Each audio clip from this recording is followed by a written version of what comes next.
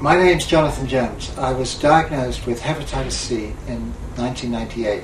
Hepatitis C is a blood-borne virus. It causes liver problems. It causes fibrosis of the liver and cirrhosis of the liver. It's the number one reason for liver transplants in the world. It causes more liver problems, liver disease, than alcohol. The symptoms of hepatitis C are primarily exhaustion, and for about 25% of those with hepatitis C, it causes cirrhosis, end-stage liver disease, cancer, liver cancer, and death. When I was diagnosed, I was put on a course of treatment, chemotherapy, which poisons the virus but also poisons the body. And in my case, I nearly died from it. After I recovered from the chemotherapy, I decided to abandon conventional medicine and explore the world of alternative medicine and alternative treatments and see if I couldn't do better there. The first thing I tried was naturopathy, which was a nutritionist, and that helped me a little bit. Then I got into yoga and massage, and that helped even more. Then I got into Chinese medicine. That also raised my energy levels and made me feel slightly better. And as my energy returned, I was able to do more exercise, and I went into doing swimming and biking, which are my favourites. I went to homeopathy last because it didn't make any sense to me. I didn't believe in it. I couldn't understand how homeopathy, which treats diseases by using preparations of extremely diluted elements from substances that would normally cause harm to the organism, could possibly work. It doesn't really make a lot of sense.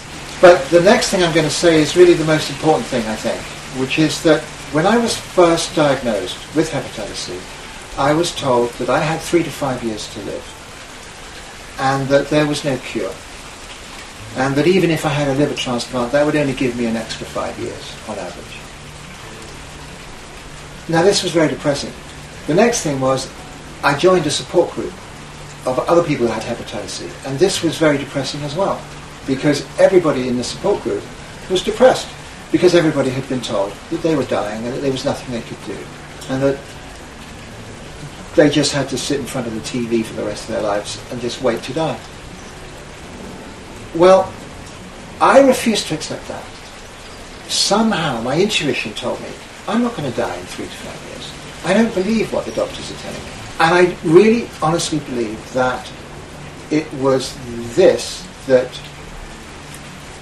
made me survive and made me recover. It was thinking against the grain, against the convention, against what I was being told by the doctors, and saying, no, I don't agree with any of this.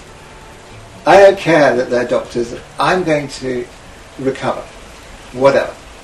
And I'm going to keep on exploring the alternative treatments, studying and doing everything I can, and learning as much as I can, and doing as much as I can, until I recover. And that's, I think, why I've recovered, because I wouldn't quit. I wouldn't give in to negative thinking. And I've seen, I'm afraid, many people that I used to know 10, 11 years ago who've since died, who didn't have this attitude. And I really feel that that is the key to everything. It's you know, you're the author of your own fate. You're the boss of your own body.